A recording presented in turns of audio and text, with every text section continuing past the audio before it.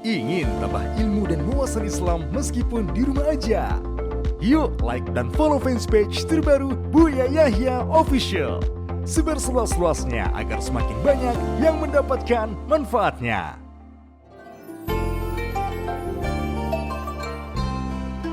Assalamualaikum Buya. Assalamualaikum. Saya hamba Allah mau tanya. Saya baru diceraikan suami bulan lepas dan masih lagi dalam iddah. Dalam masa iddah ini kami lagi hubungi melalui WhatsApp. Suami saya orang Indonesia dan saya orang Singapura. Kami duduk bersaingan sudah sebulan. Tapi baru-baru ini dia ada luahkan hasratnya. Kami duduk apa? Kami duduk berasingan sudah sebulan. Tapi baru-baru ini dia ada luahkan hasratnya untuk inginkan zuriat. Sebelum kami cerai, kami coba buat IVF. Bayi tabung tapi tak berhasil. Kami buat IVF karena saya tak dapat hamil dengan secara normal. Jadi kita pilih untuk cara bayi tabung. Kami masih ada lagi embrio yang disimpan oleh pihak hospital. Sekiranya kalau kami masih ingin lagi coba untuk dapatkan zuriat. Soalan saya ialah, bolehkah saya ambil embrio kami dan coba lagi sekali untuk mendapatkan zuriat dalam keadaan saya yang masih menjalani iddah sekarang? Dia setuju kalau saya buat IVF lagi. Apakah pendapat Buya? Terima kasih Buya, jawaban Buya sangat dihargai. Wassalamualaikum warahmatullahi wabarakatuh. Assalamualaikum warahmatullahi wabarakatuh. Terlepas dari istilah masalah pembuahan di luar rahim atau istilahnya inseminasi buatan atau tadi apa? IVF. Bayi tabung. Terlepas dari itu dulu bahwa jika orang sudah bercerai selagi dalam masa iddah, biarpun cerai 1 atau 2, maka nggak boleh berhubungan suami istri. Tapi saya pengen hubungan suami istri, kok pusing? Rujuk dong. Karena kalau masa iddah rujuknya gampang. Aku rujuk, selesai. Biarpun Anda di Singapura. Kenapa pusing? Rujuk aja, yang pengen punya anak, rujuk dong. Nah, setelah itu baru hubungan suami istri. Kemudian hukumnya memasukkan sperma adalah sama dengan hubungan suami istri. Sehingga kalau sperma orang lain dimasukkan ke rahim seorang wanita, hukumnya seperti orang zina, haram. Artinya, benih suami itu, mantan suami yang cerai tidak boleh dimasukkan ke rahim Anda. Karena dalam keadaan cerai. Dan baru boleh dimasukkan adalah kalau sudah ada rujuk kembali.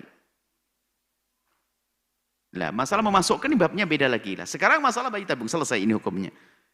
Sekarang masalah bayi tabung, apakah sudah darurat orang harus pakai bayi tabung? Ini. Kita bicara medis, oke, perkembangan medis menghasilkan satu hal yang luar biasa tentang bayi tabung misalnya. Ini terlepas dari itu, akan tapi kita bicara tentang bayi tabung sendiri. Kami ingatkan kepada siapapun yang tidak punya anak. Banyak orang-orang besar tidak punya anak. Sayyidat Aisyah tidak punya anak. Apakah setelah di saat beliau tidak punya anak lalu tidak bahagia? Atau menjadikan sebab beliau rendah? Imam Nawawi tidak punya anak. Apakah menjadi sebab rendah semuanya? Tidak. Maka kami sampaikan kepada yang tidak diberi oleh Allah putra.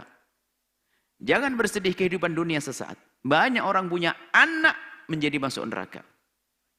Maka siapapun yang tidak diberi oleh Allah anak, maka sesungguhnya dia tidak akan masuk neraka gara-gara anak.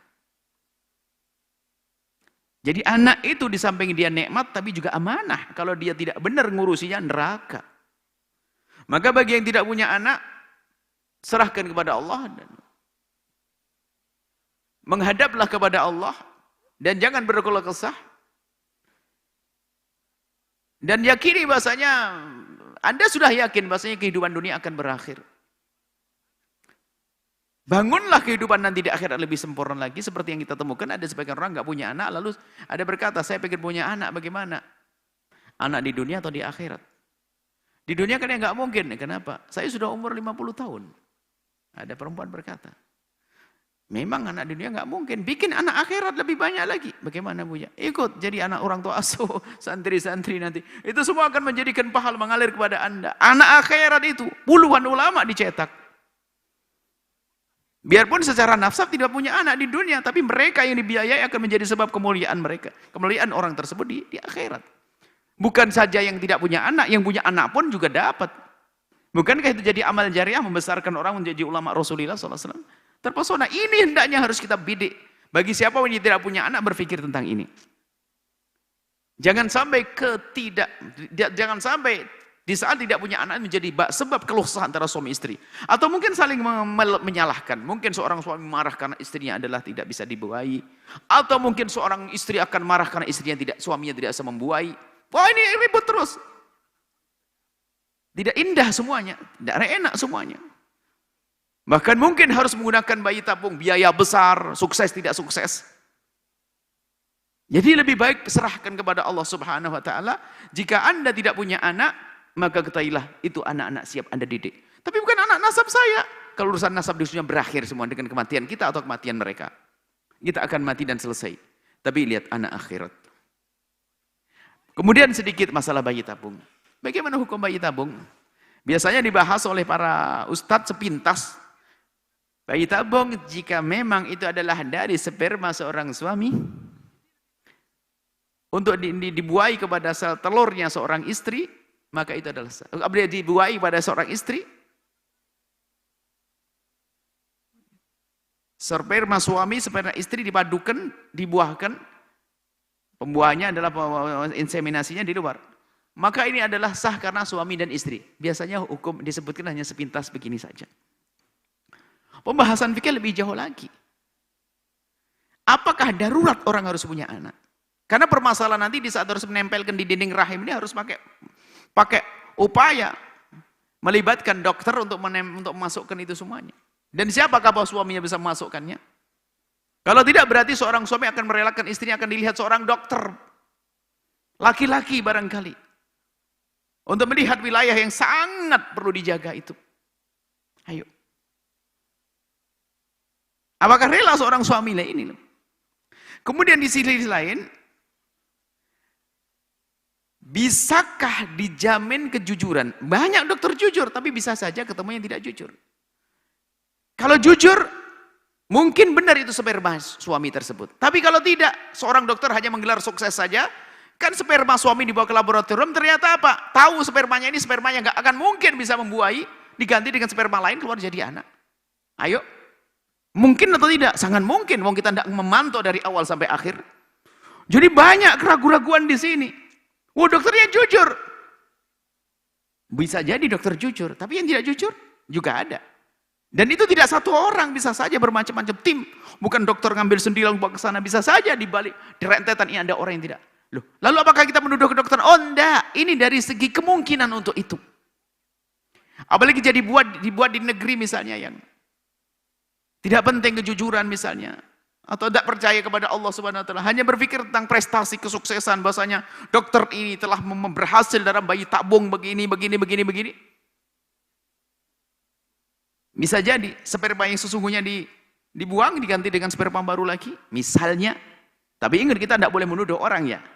Jadi banyak hal-hal yang mengkhawatirkan dalam hal ini. Maka paling enak kembali kepada yang kami sampaikan pertama. Serahkan kepada Allah, selesai. Sebab setelah itu nanti, setelah terjadi pembuahan itu nanti akan ditempelkan di dinding rahim, itu adalah dengan satu proses yang juga harus buka aurat dan sebagainya. Nah ini yang harus kita pahami dalam urusan-urusan semacam ini. Kami lebih senang menghibur mereka. Tidak semua orang bisa melakukan bayi tabung ini. Akan tapi kami sampaikan kepada siapapun. Jadikan ini anak-anak surga. Masih banyak program. Banyak orang tidak punya anak tapi mereka mulia di hadapan Allah. Mulia di hadapan Allah.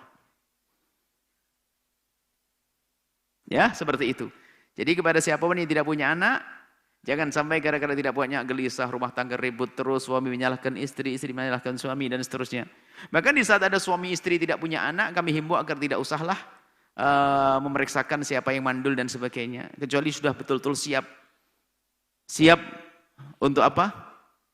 Siap untuk menerima kalau seandainya pasangannya ternyata tidak bisa membuahi atau tidak bisa dibuahi, maka di saat seperti itu boleh saja, akan tapi harus hati-hati, jangan sampai gara-gara seperti itu lalu hati berubah. Na'udzubillah, keindahan akan hilang. Indah bisa saja tanpa anak. Dan alangkah banyaknya orang punya anak ribut terus juga ada.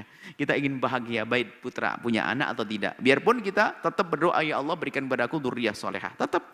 Tapi di saat tidak diberi Allah putra, apakah langsung berkeluh kesah marah kepada Allah? Tidak. Jadikan mereka ini para santri anak-anaknya, anak-anak di akhiratnya. Ini saja yang bisa kami sampaikan. Ya, tapi ingat waspada, yang kami sampaikan ini adalah dalam rangka hati-hati. Bukan menuduh dokter nggak benar, jangan sampai salah. Oh, tidak. Akan tapi kemungkinan itu harus kita jadikan bahan pertimbangan untuk melangkah mengambil yang itu. Mengambil langkah semacam ini. Seperti itu. Jadi kesimpulannya apa? Kami tidak menganjurkan semacam itu. Kami tidak menganjurkan semacam itu. Biarpun kalau kita lihat dari potongan fatwa biasanya, asalkan maninya suami ini boleh. Tidak sampai di situ, pembahasan masih panjang. Siapa yang masukkannya, prosesnya seperti apa, dan seterusnya. Semoga Allah menjaga kita dari segala yang diharamkan oleh Allah. Dan semoga Allah memberikan kepada kita keturunan yang soleh-solehah. Yang tidak punya anak dan tidak bisa punya anak. Semoga Allah ganti dengan anak-anak akhirat yang menjadi sebab kejayaan, kemuliaan mereka di akhirat nanti di surga. Bersama baginda Nabi. Wallahu a'lam bishawab.